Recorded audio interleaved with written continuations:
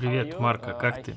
Слышал, что ты мог оказаться в Актобе, но сейчас ты здесь, в Тоболе. Можешь рассказать немного об этой истории? Как вообще проходили переговоры? На самом деле я не хочу об этом говорить. Тобол позвал меня 5 или 6 января, как и Актобе, и мы разговаривали. Но Тобол был быстрее, вот и все.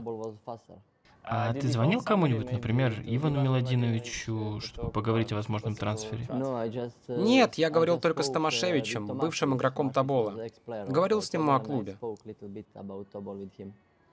В этом сезоне ты выступал за Бороц, который играл в Еврокубках. Было ли сложно покидать клуб, который, в общем-то, все еще играет в Лиге конференций, и вообще, почему ты решил уйти?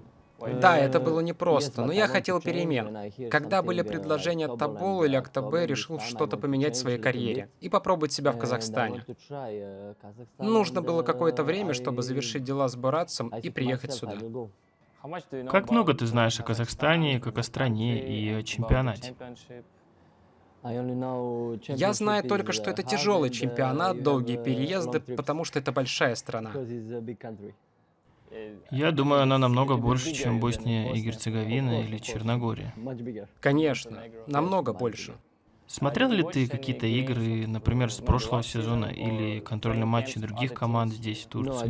Нет, не смотрел. Несколько раз я смотрел еврокубковые матчи с участием команд из Казахстана.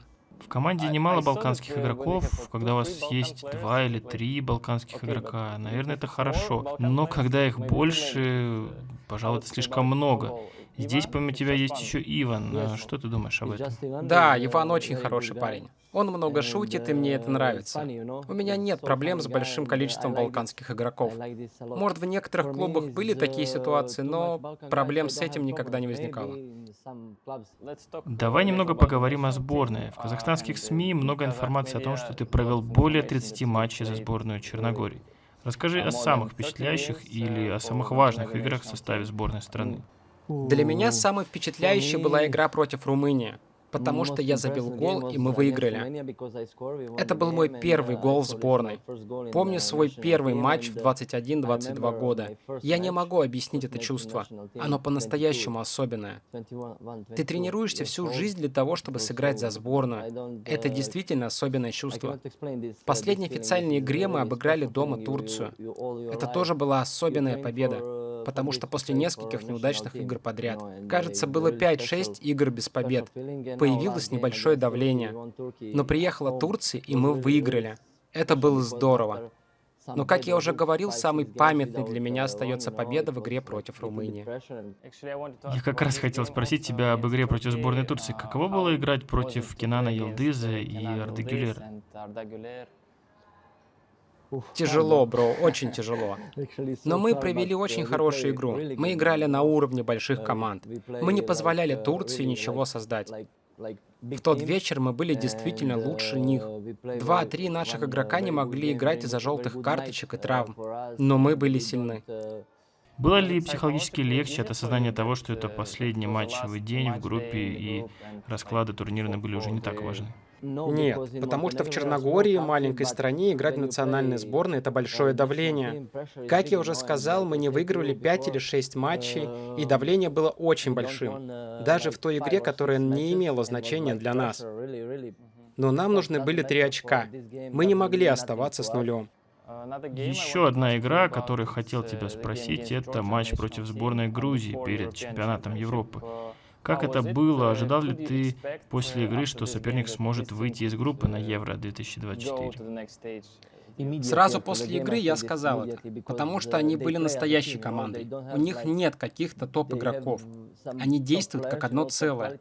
Там не увидишь какую-то большую звезду. Вообще у них есть такой игрок, но он не берет на себя слишком много. Игра была очень жесткая, и сразу после матча я сказал, что соперник показал качество самого высокого уровня. Они хотели играть, много бегали, много двигались. Против них было очень тяжело. До нашей очной встречи я про эту сборную мало что знал, но после того товарищеского матча я понял, что они хорошо выступят на турнире. То есть ты не был удивлен результатом? Нет, не был. После той встречи я сразу сказал, что они покажут хорошие результаты. Болельщики в Казахстане и в Костанае уже знают о тебе немало. Что бы ты сам хотел им сказать прямо сейчас? Да, ничего особенного. Я просто всегда выкладываюсь на 100% в играх. На тренировках и продолжу так делать в новом клубе. Иногда этого достаточно, иногда нет, но я буду стараться. И да, я ненавижу проигрывать.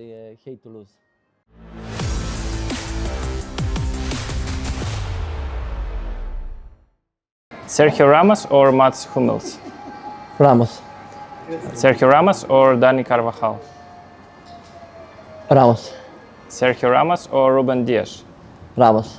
Sergio Ramos or Alfonso Davies? Ramos. Sergio Ramos or Abdulkadir Husanov? Ramos. Sergio Ramos or Manu Akanji? Ramos. Sergio Ramos or Nurali Alip? Ramos. Sergio Ramos or Grimaldo? Ramos. Sergio Ramos or Ashraf Hakimi? Ramos. Sergio Ramos or Antonio Rudiger?